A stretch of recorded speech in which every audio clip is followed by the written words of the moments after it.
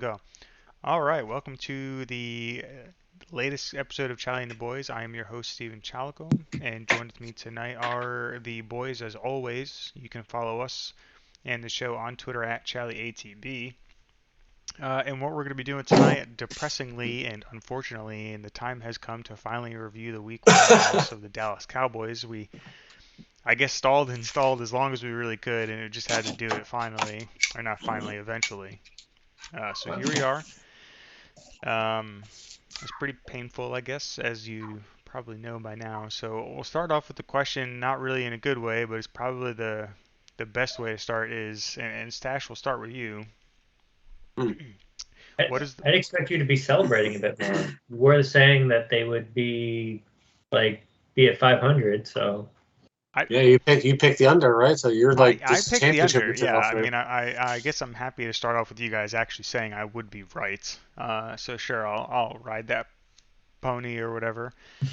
Cooper Um, Rush taking us on a journey. But yeah, I mean, if he does, that's great. Hopefully he proves me wrong and you guys right. Well, or at least in a win total.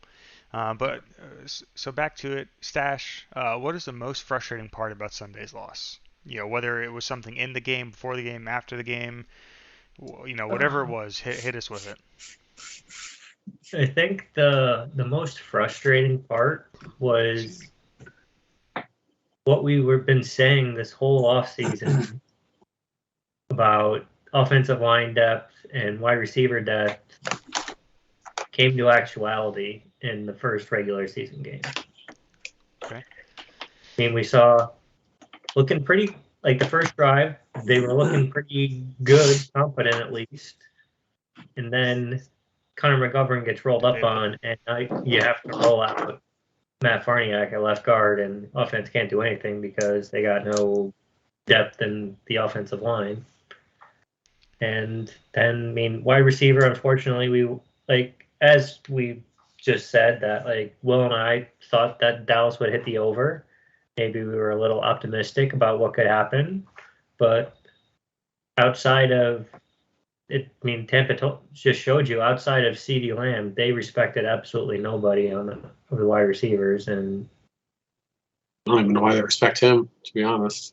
well, that's fair too.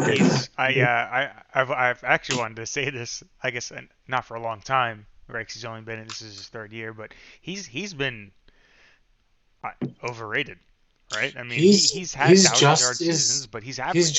he's just as much of a bust as Taco Charlton, in my opinion. I wouldn't. No, I If wouldn't not know. more. Think about this, right? Taco may still even be in the league, but he was the late round draft pick or late first round draft pick that they just needed to fill a spot or whatever. Everybody and their mother.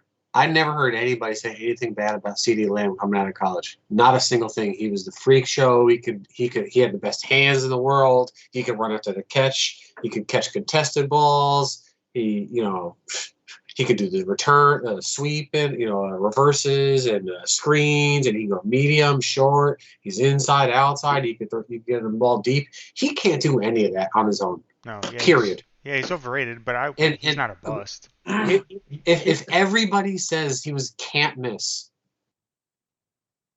So I don't know. That's not a bust. Yeah, but bust was strong, sure, but I have to say about that is for his sake, at least right now, and granted we're one game into season 3 for him, and we've seen him for 2 full seasons. For his sake of his career, he needs to leave Kellen Moore and go to someone else to see if he can revive his what they were saying coming out of the draft, if that's true. he also has to just catch the ball when it hits him in the hands. Dude drops everything. He's got no fucking whether hands. it's, I mean, I hate to say he did have some drops. Some of them were, behind him, whatever. But yeah, I mean, there's catches he's got to make if he's going to be the dominant number one. Everybody. He disappears. He disappears more than Amari ever did. Yeah, I agree. Disappears. I mean, you can't. I mean, I mean, maybe he didn't need to get 11 targets, or maybe they were kind of forcing the ball to him. But he had 16 targets with 3 catches or something. Well, yeah, I think 11 was from Dak or whatever. But my point is that of the 11, 3 of them were good passes. You know what I mean? And so that's also on Dak. But good passes are ones that are like right on the money, like whether you're running or standing or whatever. But then a couple of those other ones were easily catchable that you just, okay, maybe you don't get a run after the catch, but you still catch the ball and you fall down, right? You bail your quarterback out because clearly Dak was having a bad game, right? Yeah, But then like the other half where they were nowhere in the vicinity of him, you know what I mean? Way too many yards above him. He never had a chance of catching it. So I don't know. I mean, it's on everybody. Oh yeah, 100%. I mean, I don't think we're pinning this game on CeeDee Lamb, but so Will, I guess is it safe to say that the most frustrating part about Sunday's loss was CeeDee Lamb for you, or do you have another answer to that? Well, I mean, I won't take the obvious thing because everybody saw it. Dak is, even before he got hurt, he wasn't any good. No, and it can't just always be. If he's a top 10 quarterback, and I think most people think he ranges somewhere from like 5 to like 13 in the rankings. Like, you know what I mean? Any given Sunday, could be the 5th best quarterback, or whatever we ranked it. We did it earlier this year. We were all in that kind of range, right? You can't just stink up you can't stink it up.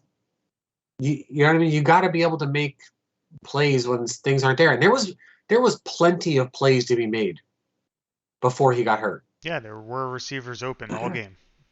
Yeah. I gave you guys the stat. I heard it on. I don't remember the exact numbers now, but the Cowboys had. I think it was Schultz, CD, Noah Brown, and I think it was Dennis Houston. All averaged on their passing routes 2 yards or more of separation from the guy, the corner, or safety, or linebacker, whoever was on them. Like, that's a significant number. That's literally wide open in the NFL. That's how the statistic is used, I guess, or whatever, to show whatever. Mike Evans and then Julio Jones both had higher numbers than I think CD, but lower numbers than all 3 of the other guys. Now the Cowboys got good corners, so that like kind of changes that a little bit or whatever. But those are still NFL players, and if they're open, you got to be able to get them the ball. So I don't know. Dak is the obvious one, but the penalties are really bad still, man. And so they were all on offense too. Here's the separation number. Yeah. You ready? No, around 3.6. For the 87 receivers with at least 3 targets. Okay. CeeDee Lamb ranked 69th out of 87 with 2.11. Right, yeah, he was the 4th lowest out of the Cowboys for. Houston was 67th with 2.13. Yeah. Noah Brown was 31st with 3.36. And Simi Fehoko was 20th with 3.92. Oh, that's just, but Schultz, okay. Just Schultz was definitely, okay, right. I mean, obviously none of those are top 10 or whatever, but if you got 4 guys in a top 60 and there's 87. I don't know who. I mean, fuck the ranking. If they have 2 yards of separation against the defender, they should be should be able to catch the ball, or the ball should be able to hit them in a spot they can catch it. But it's everything, man. It's tough being a Cowboy fan, being excited going into the season, and I picked them to win. I think, hell, didn't we all pick them to win? I was okay with the Cowboys losing, but they didn't even show up though, man. Like, that's. Here's something too. Dak didn't show up. The offensive line didn't show up. CD didn't show up. The coaching staff didn't. The offensive coaching staff didn't show up. I mean, special teams weren't good either. Do you think that has to do with the offense not playing a lick of preseason? No, I don't. They're professionals, man. Figure that shit out. You say that, but every other professional, right, in the league played in the preseason. Brady did. Rodgers did. Fucking Patrick Mahomes did. Okay, all right. Anybody that wasn't injured did, besides Dak Prescott. Okay, so let me ask you this. So the preseason game number 2, Dak goes out for the first series, hands three runs off to Zeke, right? Runs him, gets tackled, ball. Comes out for the second series. He gets injured in the second series of the preseason game number 2, and he has to miss, let's just say 10 weeks, because that's a little bit longer than he is supposed to miss now, or whatever. And so then, so you miss the same amount of time. Do you feel okay about that? I mean, it doesn't matter. I thought Tony Romo got hurt with the preseason, right? Yeah, against Seahawks, yeah. But yeah, that's not good feeling. No, I would much rather my quarterback get hurt in game 1 of the regular season and like at least be healthy going into it and giving us a chance, and then instead of getting hurt. With what you saw with Dak struggling and like apparently like having no rhythm, wouldn't you say that could be partially because he didn't have any live reps? We will not agree on that at all, and that's okay. I mean, I understand game speed is faster than practice speed, and when they play against who they play against the Chargers, Denver, Seahawks, I think. Seahawks, or whatever, a couple teams. But they practice against the Right, those guys are trying to kill each other still. I mean, other than Dak getting hit, those guys are still trying. They're still real football. They're getting tackled. So if it's a 5-step drop and it's a slant over the middle, like isn't the speed right there? But they're still not hitting the quarterback though. Okay, but yes, but even then, the end that is not going to hit Dak still has to beat the tackle, and he's still in the vicinity. Just saying, like, it's not like they're catching the ball and there's just no pressure at all and they just throw it, right? It's still there.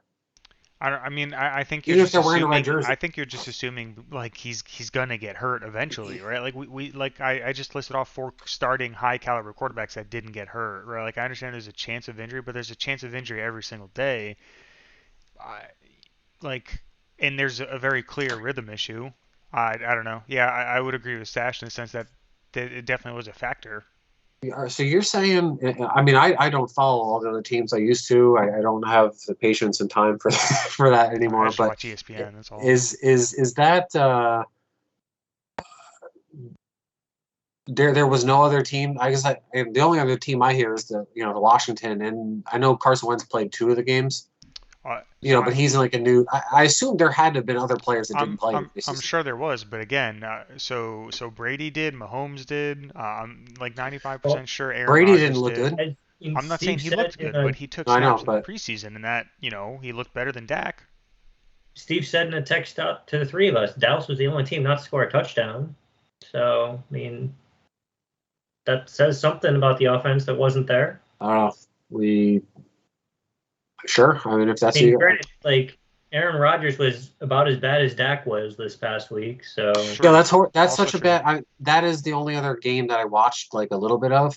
So he threw 2 touchdown passes in that game. His receivers dropped 2 touchdown passes. Wide, literally the first play of the game, the first round pick, Watson it was Watson, wide open. I mean, 7 yards past the corner, drops it right in his hands. He just let it go. Yeah. That whole game changes if that happens. They may still lose. Yeah. You know what I mean? But maybe that might have been their only touchdown of the game. That's still one more than the Cowboys would have scored, right? And people would probably argue that the Packers have less wide receiver talent than the Cowboys do, or it's at least it's very similar. It's very close. Last year in Week 18, didn't Dak play in the last game against the Eagles or the Commanders when they beat the brakes off of him? Yeah. And it was a meaningless game essentially, right? Like they were playing for a 3rd or 4th seed or whatever it was, but I mean that's no different than playing in the preseason, right? The game was essentially meaningless. They still put him out there then, so why not? And they put him out there to keep the rhythm going or fucking whatever. Why not do it for a drive or 2 in the preseason? And that's not about establishing rhythm, but the receivers are different. The line was different. I'm trying to think. The only argument that I could agree with on there is that I could kind of understand is that from their point of view is they don't want to lose game 1. They obviously whatever, but they probably look at it as since there's 17 games now, week 1 maybe is that. I could buy that. Yeah, maybe. Sure, if they came out and said that. They never would, though. There's no way they could ever admit that. Like, we're just fucking throwing week 1 out. But they but they still had, like you said, they had a good first drive. That was, it was the best drive of the game. Did you watch it? Yeah. Because it wasn't good. They got a field goal. Well, they had 2 bad. Yeah, they had 2 bad, but they converted 4 third down. Or 3, 4. I don't know, multiple third downs. They didn't score a touchdown, but it's. They kicked the field goal with 2 really bad plays, so they overcame those and. Right. Which I didn't hate those plays, but in the grand scheme of things, they were bad plays because they didn't do anything to, like, they showed those 2 plays in the first drive, like the wildcat and then the double or triple reverse, whatever it was, but they never went back to the well to show them something else from that same formation. Yeah, I could. Yeah, that is something I could agree to. But that's something like if you're gonna do that, you have to either go back to it in the same game just to let them know, hey, we've got other things out of that formation than Wildcat fake toss. Wildcat snapped at Pollard, fake toss to Dak, and run to the right. Like, Can I change my answer though? Sure. sure. Even though I kind of had like 10 Sure, talked you about did 10 have things then, multiple right? answers. You're cheating. The thing I'm the most disappointed about in week 1 of the Cowboys loss to Tampa Bay is that they didn't that Zeke didn't run the ball more. Yeah, so I actually have that here too. So he's got 10 carries for 52 yards, and his longest run of the day was 7. So that means, I'm not a mathematician, Stashed. I mean, like, that's your thing. That's what you do. You just calculate all day. You hit them with your big brain and numbers, right? If you're averaging 5 yards a carry, right? And I think he had 2 7-yard carries. That means he didn't, they were almost every carry was 4 yards plus, right? Like, I mean, it was all 5 yards, but if it's not like he had 10 carries on 52 yards and he had a 40-yard run. Right, yeah. Like one big run, but then everything else was 2, 1 yards and stuff. So, he looked he looked like he did at the beginning of last year, fresh. But if you go down to halftime and Tampa Bay has only scored 12, did they have 9 or 12 at halftime? Well, Was it 3 or okay? So they had 4 field goals. Like, there was no reason to abandon the run. Yeah, actually, I saw a pretty good meme on fucking Facebook of that. Man, shit, I should have saved it. It was, a picture of Kellen Moore looking all stupid and whatnot, and the caption was, feed Zeke, but it was a picture of like Dak throwing the ball, and then it was fucking another stupid picture of Kellen Moore looking all dumb with the Dak attack, and it was, the picture of Zeke running the ball. It was like, last year you were hyping up the whole feed Zeke, but you were having Dak throw the ball 40 times. Here you are, you're hyping up to feed Zeke, and we're just having Dak throw it, even though he couldn't. I saw the same one, except it was feed Zeke, and it was Zeke with a injured whatever, torn ACL or MCL or whatever, and it's like feed Zeke, and then it's like Zeke healthy, averaging 5 yards a carry. It's like go Dak go or something. Yeah, man, fuck. It's amazing how one game though you just lose, because like we wouldn't have cared if they lost the same way they did last year. Whatever, 31-28 or 37-34, right? And they actually looked like they. You show some resemblance of a competent offense. Yeah, and yeah. The worst part about all of this, in my opinion, and I hate to keep going back to how the offseason was, we should have seen this coming. When they traded Amari Cooper, they cut Lyle Collins. They didn't do anything week 1. They didn't do anything to replace those players. This was all bad roster management on the offensive side of the ball. That's all this was. We should have seen this coming for fucking months. Like, none of us should be surprised. And I don't think any of us are now that it's happened. Right. We shouldn't be surprised because there's 2 people in this group that are talking right now that both said that they should never have paid Dak in the first place. But we dug ourselves this hole, and we don't have a choice, and we have to. I don't know, man. To spend in the offseason. They're rolling over $20 million. Yeah. What hole? Well, then we don't have a quarterback. That's the hole. I'm on the fence on that. I would be more in the camp that they should have paid him the year prior, right? Because I think they had an opportunity to sign him much cheaper. What's that? Who, me? So didn't you rank him a top 10 quarterback? I did, yeah, but like I said, it's go from 5 to 12. Well, that doesn't mean there's a lot of good quarterbacks in the NFL. I mean, I don't remember exactly, but like I said, he was from.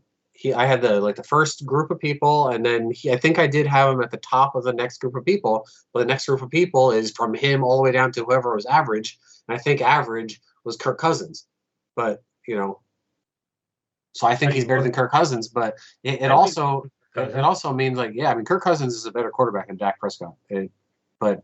Circumstance. Well, yeah, Dak's dead or hurt. I don't know, man. It goes back to everything, man. We know a lot of his statistics are shallow, and they come at the end of the games when they've already been down 14 or whatever. And they stack up these points or whatever, and so his numbers end up looking good. I don't know how many games we've seen. He's been in the league like 5, 6, 7 years now or whatever. I wonder how many wins he's actually been like where you could say Dak carried that game. I don't know. I think maybe that's a homework project we need to do. Yeah, there's not many. I mean, I think I even mentioned something similar to that at some point in the offseason, one of our podcasts, and I think actually maybe it was when we did our quarterback rankings, and I said, Dallas doesn't win a lot of games because of Dak. They win with Dak. Now, there have been games in the past where they won because of him, but there has not been very many. That was, Yeah, there's I'm not probably less saying of those than anything, right? But yeah, I think the days of winning because of Dak, they were short while they lasted, but those are long gone. Like I saw enough on week 1 to know that we're never going to win because of Dak again. that's the nail in the coffin. I mean, it's not necessarily a bad thing, right? Like that's Kirk Cousins, right? You don't win because of Kirk Cousins. You win with Kirk Cousins. There's nothing wrong with that. I hate that you pay your quarterback $40 million to be a Right. game manager, but like I mean, I also think that's something against Kellen Moore, right? Like, so they ran the option with Dak Prescott, and it was actually an extremely successful play.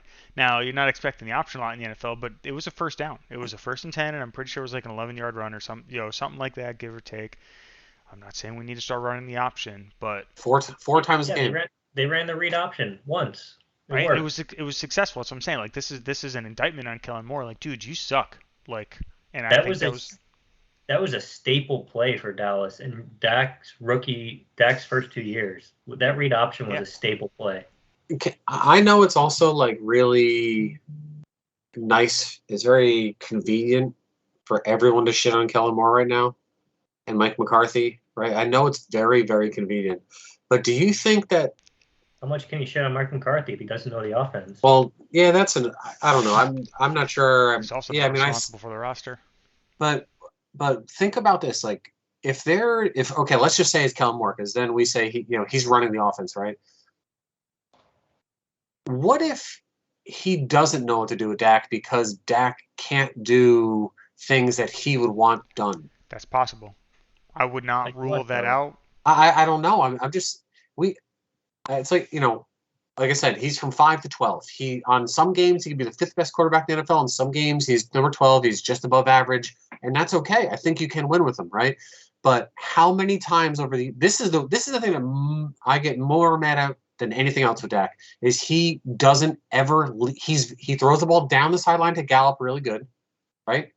And he's usually really accurate with the ball, but he cannot do shit with throwing the ball on the run. With their like leading the receiver, to the ball. Do you know what I mean? Like on a crossing route or something. It's always sometimes, but very like that's his worst ability in my opinion. And that's what you have to. That's how you win in the NFL. That's how you get. If you're going to trot out what we all agree is not a great wide receiver core, right? It's one of the worst in the league. Even if CD is really good and like he is a 1, which he probably isn't a 1. He's probably a 2. After that, it's mostly 3s and 5s, right? Like Gallup and just a bunch. I got a question for you, just because we're on that. So CD Lamb was your number 1 going into that game. Yeah. And I know it's a very limited sample size, but you can go back to previous years. Yeah. Would you say 2 through 5, 6, whatever, would be the worst in the league? No. I would have to look at some other teams, but it's probably bottom 5, I would think. Right? I mean, I was just saying it earlier, like they probably have a very similar wide receiver core to Green Bay.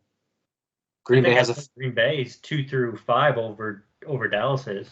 Yeah, maybe. I mean, like I said, I would literally, I'd have to pull up some spreadsheets here and look, I guess, whatever, but it's not good, I mean that's besides the point. But if not good wide receivers get open, you have to be able to hit them with the ball.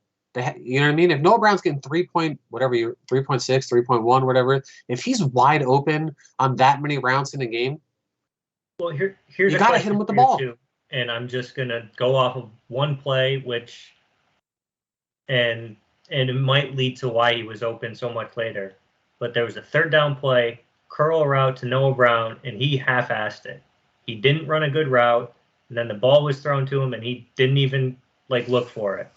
Say you do that, am I really supposed to look to throw you the ball anymore?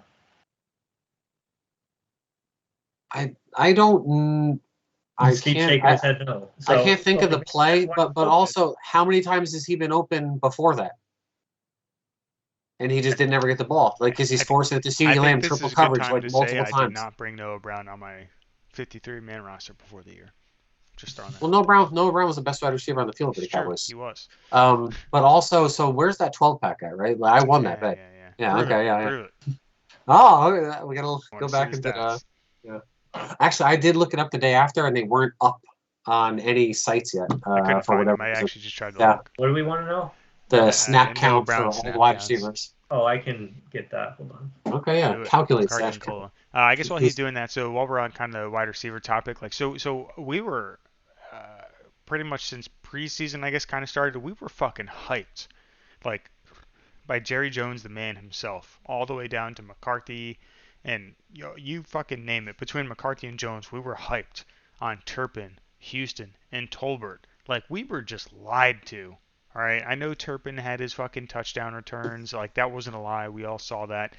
We were fucking lied to, dude. We were told how fast Houston and fucking Turpin were and how they were going to use him in space. I mean, I think I'm sure the three of us were kind of suspicious of that, right? Because we're like, you never use Tony Pollard, why would we use these two dudes now? But like, there wasn't even the slightest fucking attempt to get these extremely fast players and athletes the ball in space. Like, where was that? I don't know. And Tolbert being a healthy scratch on top of all that, like, is that your third round draft pick? Like, what was that about? I mean, he's not going to be. Yeah, it does not look good in week 1, and unfortunately, I think with Dak getting hurt, it's not going to look okay for a while. No. I mean, it sucks that he's a healthy scratch, but that also, like, if he's not one of the best receivers out there in week 1, I'm happy they sat him and didn't just put him on the field. Like, if he doesn't know the routes, or maybe he was a little, they healthy scratch or whatever, but maybe he actually was dinged. And they just don't want to say anything because you can do that. You're allowed to lie. Yeah. Oh, sure. Yeah. But I don't. Hold on, Sash. I just don't like the circumstances. Like, they weren't getting first downs after the first drive, so like they couldn't get this stuff together. Also, and then they stopped running with Zeke. Like, just imagine.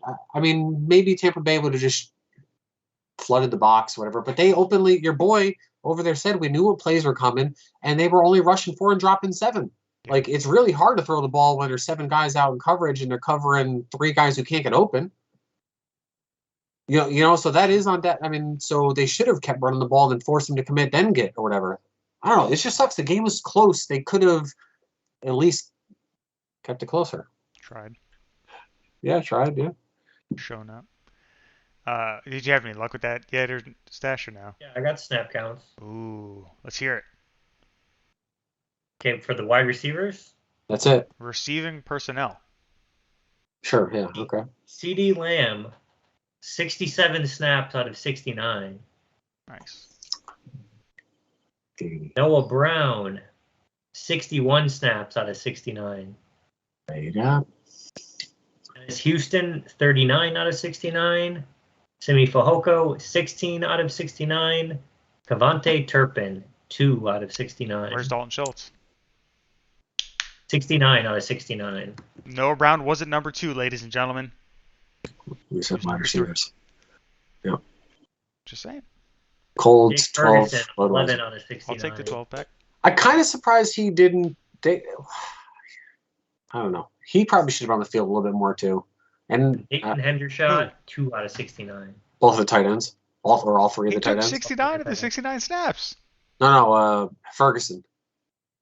Oh. He just 11 or 16 or whatever he just said. Yeah, 11 11 doesn't. Yeah. 11. Zeke and Pollard. Zeke was 40. Pollard was 38. But for Pollard having 38 snaps, you wouldn't. I wouldn't have known that. He did nothing. I mean, except for bad stuff. What, 3 or 4 rushing attempts and only got a couple passes. I mean, he wasn't being very efficient with them when he got the ball, regardless. But either way, I would not have guessed he got 38 snaps. He's a number 2 running back, man. Let's just be real. Oh, yeah. I guess I didn't mean. I just. If somebody were to say, "Hey man, Tony Pollard's gonna get close to 40 snaps in this game," I'd be like, "All right, he's gonna have some fucking yards." But yeah, he's a number 2 running back in this offense. That's maybe not elsewhere, but he can't pass block, and he's not getting 20 carries a game. Yeah, he's why Dak broke his hand, right? Because Zeke wasn't blocking. Or no, was Zeke on the Yeah. field when that happened? I don't know. I No, didn't actually see the play. The guy went through Tyler Smith on one Dak broke his hand. I guess speaking of Tyler Smith, I think the offensive line actually played better than what I was expecting. I'm not saying they played good, but it was significantly better than what I was expecting the Chaz Green experiment all over again. I know they gave up 4 sacks, but it wasn't 4 sacks on the left tackle only. Um, Smith, I thought they held up, better than I was expecting. Zeke ran well. I don't know. And then even more specifically, I thought Tyler Smith actually played pretty well at left tackle, which maybe that brings us into our next conversation unless y'all got anything else. Where do we move forward with kind of, again, Tyler Smith specifically, if he continues to play at least at the level he was at week 1? well, here, I guess I have a question for you on that then. Sure. Are you still trying to win this year? Me, or what do I think the Cowboys are doing? Well, I think your answer depends on that. I think the answer depends on that question. I mean, if me as Steven, I want the Dallas Cowboys to just don't rush Dak back, don't rush Gallup back. Just work with whatever fucking Cooper Rush gives you. I don't know. I mean, I'm not saying tank the season, which I guess that's tanking, right? If you're leaving Cooper Rush in a couple extra games and not rushing Dak back, but I think the three of us saw enough in the first 3 quarters to know that Dallas isn't winning the Super Bowl this year. It's just not happening. It's not possible. Everyone else would have to fucking die for the Dallas Cowboys to win the Super Bowl. It's true. I mean, so I would go ahead. No, go ahead. I would prefer them to just coast. Get what you can out of Tyler Smith. I would say leave him at left tackle, right? You're not winning this year. It's not, in my opinion, it's not going to be worth to put him at left guard for a couple games and then put him back at left tackle because Jason Peters is an old schmuck and he's like, oh, I'm tired. I don't want to play. Like, because that's what he's going to do. That's what he's done every other year for the last 10 years is not been able to close out games. It's going to be a long year, man.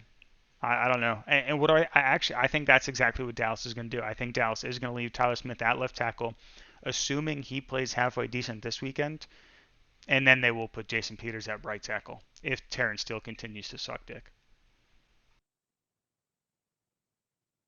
Okay. Do you want to go, Stash? Yeah, my thought on it Fight is, me. I agree. Dallas should not rush anybody back. I mean, if their offense continues to look as bad as it did in week 1, I wouldn't play Dak Prescott another snap this year. I would keep Tyler Smith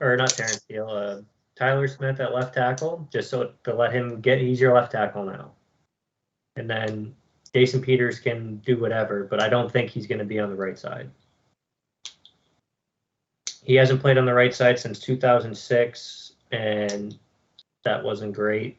But it's a totally different position, different hand placement, different footwork. Sure, yeah. I said it to Will, and he disagreed, but I think it'd be like a right-handed batter going to bat from the left-handed side. Yeah, you mentioned that to both of us, and you're not wrong. I would disagree in the sense that, again, this is also again contingent on Tyler Smith playing at least an average level and Terrence Steele being continuing with this penalty streak, which I don't think he will, by the way, but in case he does, Jason Peters is a future Hall of Famer. Like, he'll figure it the fuck out if he wants to get paid. I don't know. I mean, I'm sure he's not hurting for money, but he'll figure it out.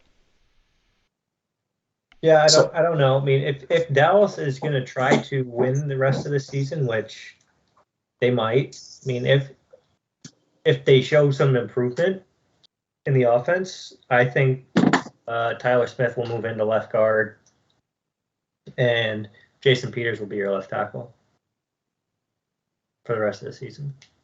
So if Dak hadn't gotten hurt and they just lost how they did, I think that changes literally this whole conversation. Because, like I said, I think he could be the 5th best quarterback or the 12th, right? Yeah, so I think they would win. I still me personally, I know you're just saying this, Steve, but like I don't think any of us thought they were going to win the Super Bowl. But I think 2 of us picked us, whatever.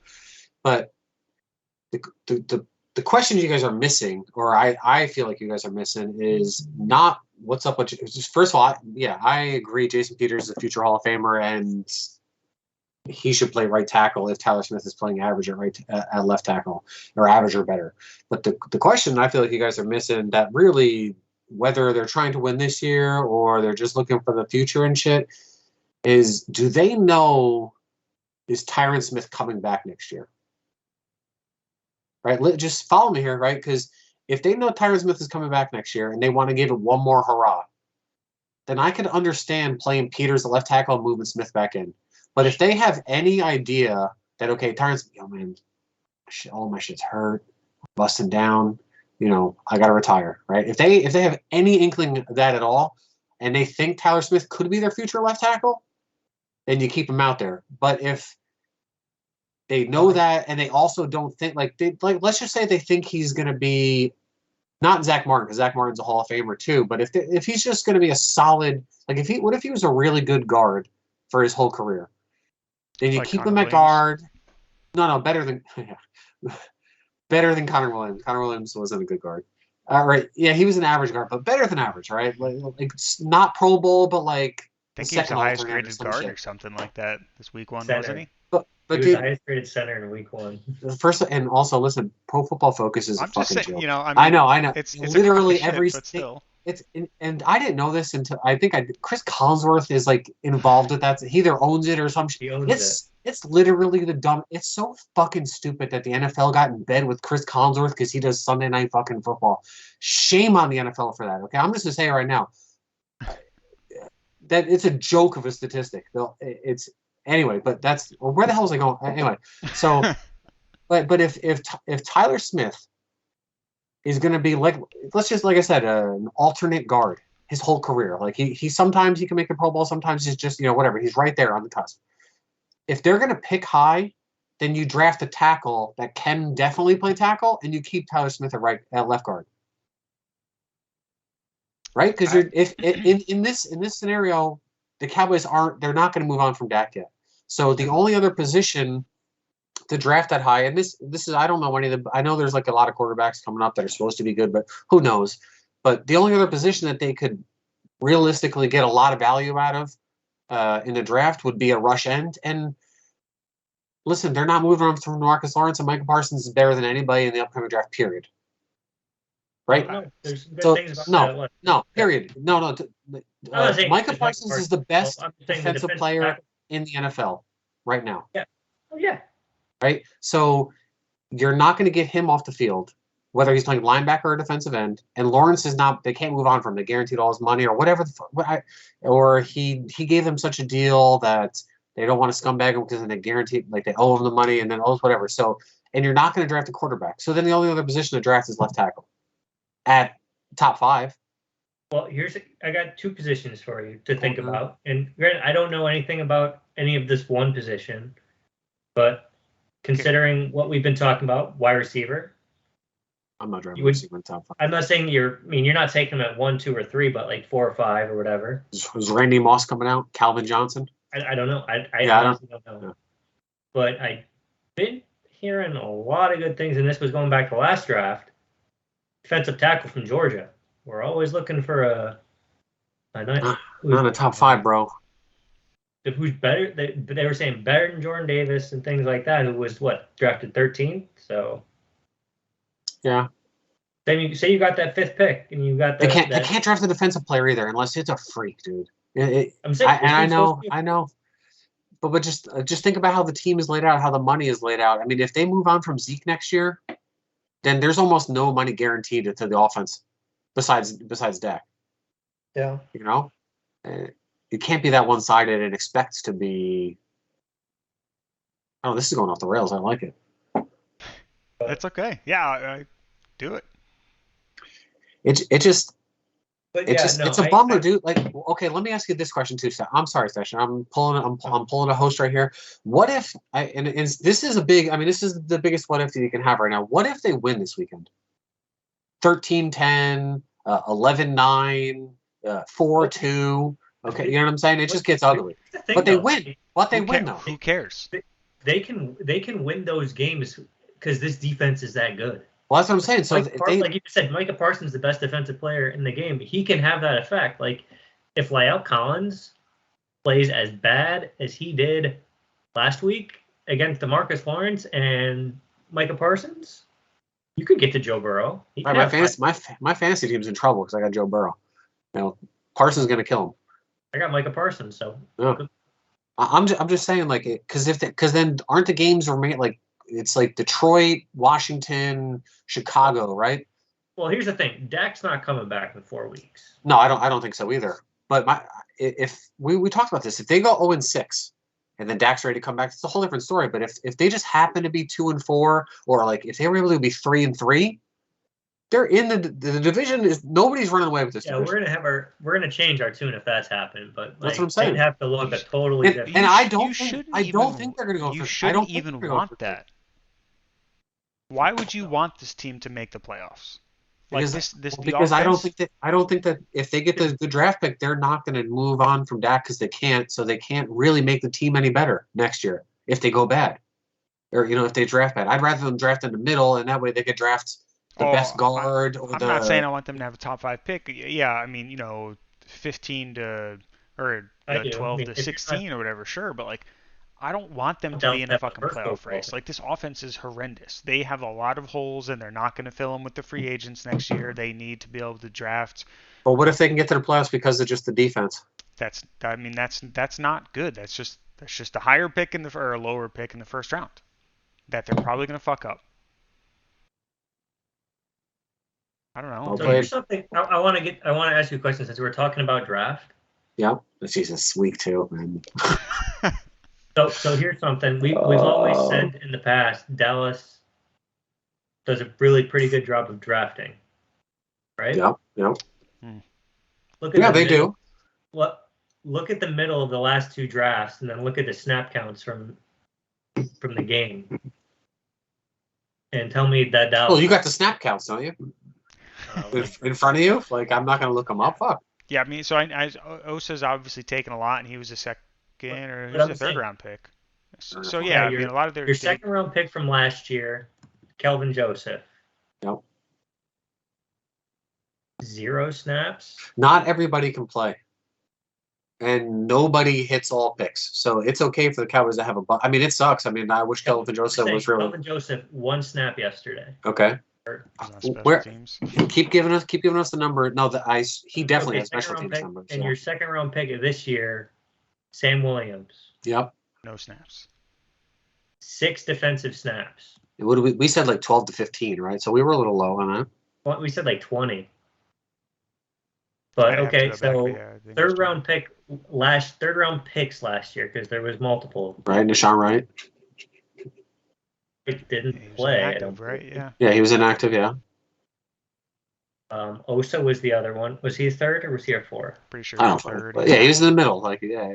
But Chauncey Golston, 15 snaps. Yeah. Osa 30, so 36, so 58 snaps. Your 4th round pick was Cox, inactive. Yep. Josh Ball didn't play. Whatever. Right. So this year, third round pick was your wide receiver, Tolbert. Inactive. Yep. 4th round pick. I don't know. What was? I can't remember. Yeah.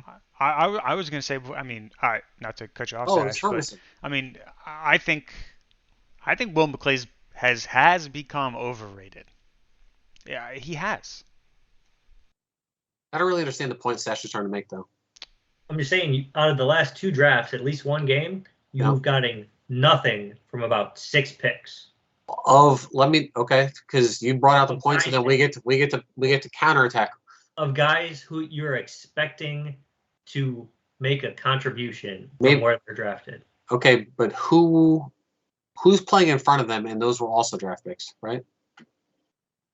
Like both corners can't play because they're behind 3 Cowboy draft picks. I mean, right?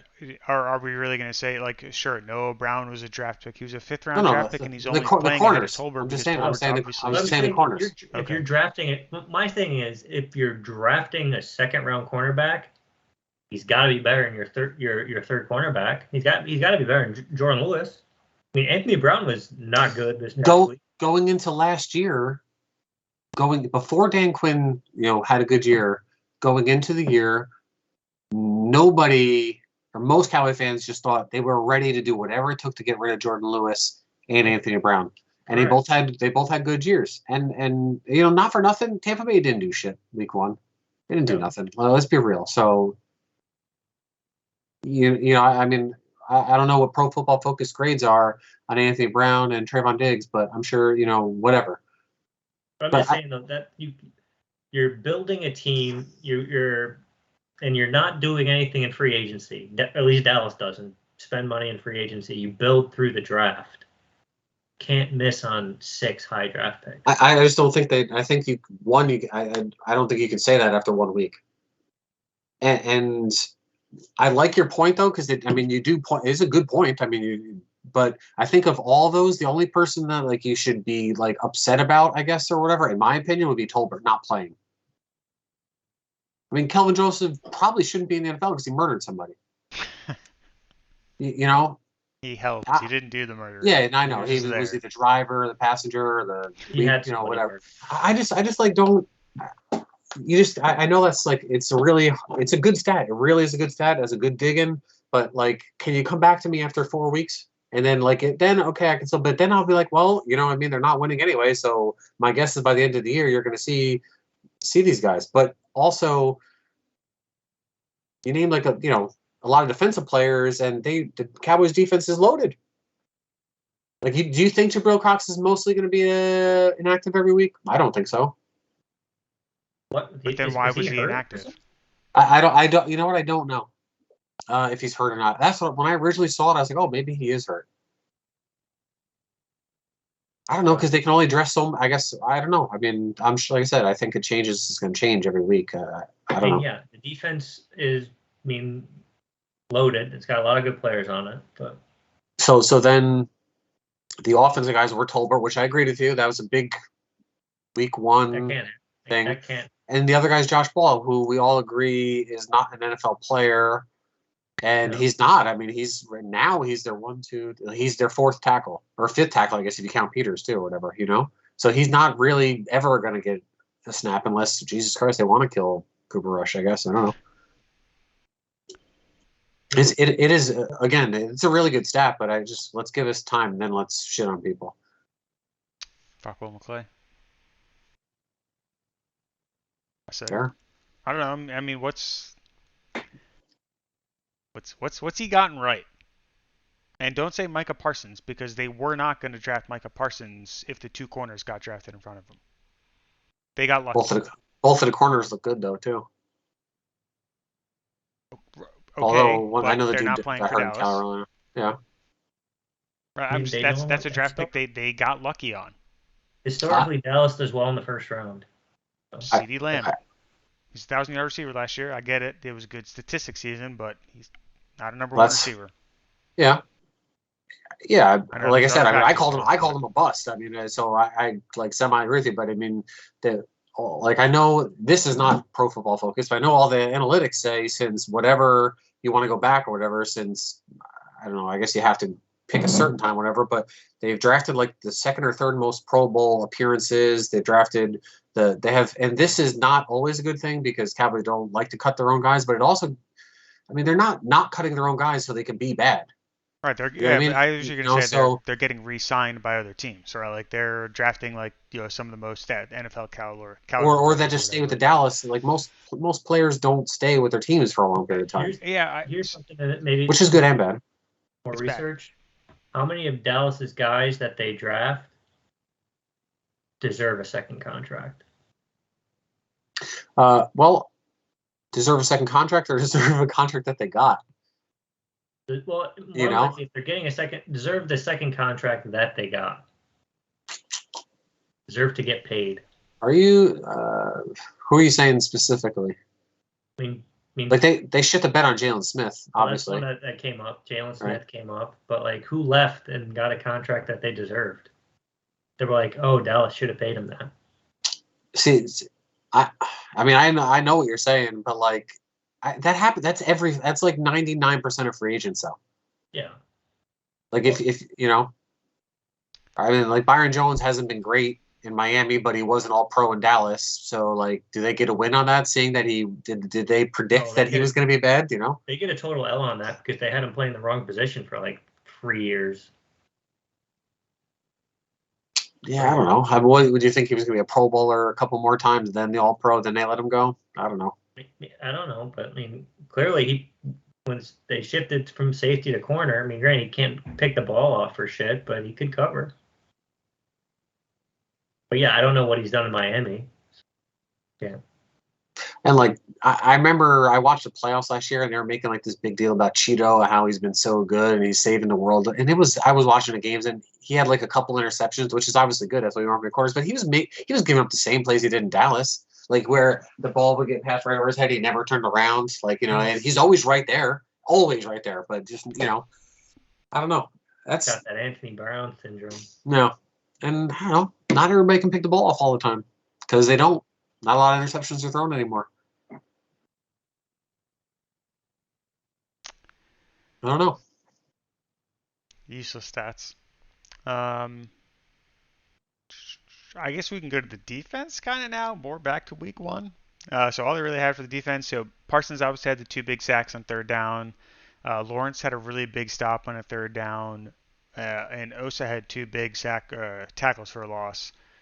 And Wilson Yo, had the interception, obviously. don't sleep. Don't skip his name. If you skip his name, I just gotta go Well, now. those are all the names I got. So Oh my! What LVE was involved? he led the team in tackles. Yeah, that's true. Yeah. Yeah, absolutely. I mean, the defense did what it was asked to do. It wasn't necessarily pretty, but it absolutely did what they were asked to do. I mean, the defense was okay. Yeah, they really did get back to the whole bend don't break mentality, which was slightly depressing.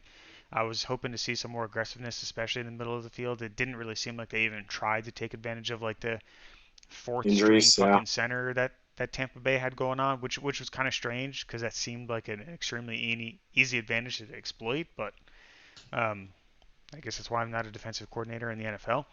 Yeah, if you give them 19 points, though, you should win most games. Yeah, I mean, like a lot in the of grand games. scheme of things, they did what they were asked to do. I mean, they held Tom Brady to 5 field goals, or they held Tampa Bay to 5 field goals. And a hell of a touchdown catch by Mike Evans. Yeah, and it was like it was. Well, it should have been 6 field goals too. There was no defending that. Yeah, they missed one, but yeah, they. I mean, yeah, you wish they could have gotten some 3 and outs or gave them the ball back a little bit, but they did what they needed to do. They didn't play in the preseason either. Give them some slack. Sure, Mike Parsons didn't. Yeah. Probably could have 4 sacks if he did. Oh. True. He did start the game, playing a little bit more linebacker action, drop back in coverage than anything. Which, not that I have an issue with that, but I feel like you got to get after Tom Brady early. Like, yeah. What were we fucking waiting for? Which I'll give a golf clap to because it's only week 1. Okay. No, I told you no penalties for the Dallas defense week 1. Good job, Dallas defense. Good job, Dan Quinn. Well, Randy Gregory's not here anymore, so yeah. Who else would get the penalties other than Anthony Brown? If Anthony Brown was clean, teams look good. Mm-hmm. True. Well done. Only 2 special teams penalties, I think, and one was them going after the punter, which they had time to do because there was like 4th and 16, so they could wrist it off.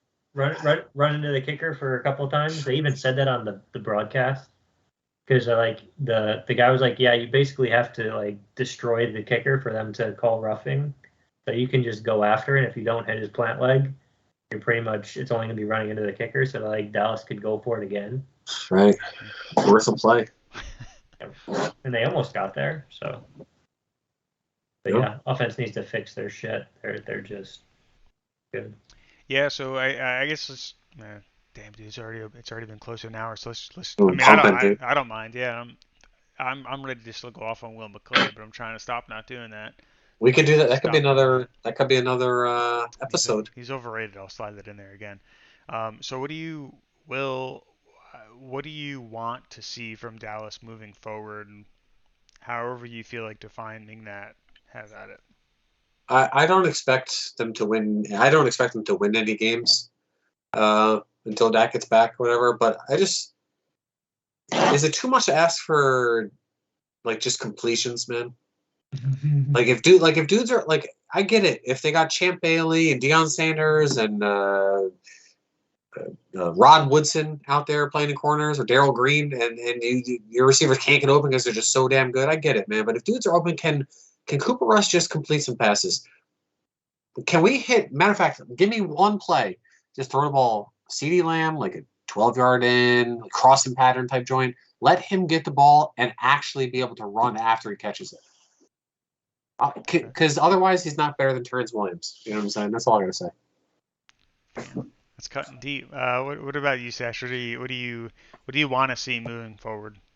Well, I mean, I want to see Dallas lose just because I want them to have the first overall pick, and then they have options. But if they're not gonna do that. I mean, they're gonna try to win, and in order for them to do that, they're gonna need to do what Will said earlier. Feed Zeke, give him the ball, let him get his 20 touches, and try to ride him and ride this defense to ugly wins, because that's what it's going to need to be. You're going to need to run the ball, waste the clock, and hope you win some 13-10s, 14-10s, whatever games. Can they score 20 without getting a defensive or special teams touchdown? If the defense gives them some turnovers in short fields, then possibly 7 field goals gives them 21. Hang on. So even that's pushing it, right? Because they did that a lot last year, and the offense really couldn't do it last year either. It's not to say it's going to be the same this year, but that's how Dallas stayed in the Tampa Bay game last year. They got four turnovers off of Tom Brady. They lost by 4. I'll give it to you. All right. Yeah, they ride the defense and ride Zeke or the running game. If Pollard can just ride the running game. All right, run him out. A little bit of Rico Dowdle action or something. Please no. don't. Yeah, let's. Unless you guys have anything else, let's just wrap it up there. I mean, it's been a long episode. Definitely well worth it in my opinion. We'll do another preview episode at some point this weekend, whatever, as well as the week 2 picks throughout the NFL at some point. They were ugly. One was ugly. I think we all did pretty bad. I don't have the stats. Only won the games. No, you had to win a couple. Maybe. All right. All right, boys. We'll call it there. Catch you guys later.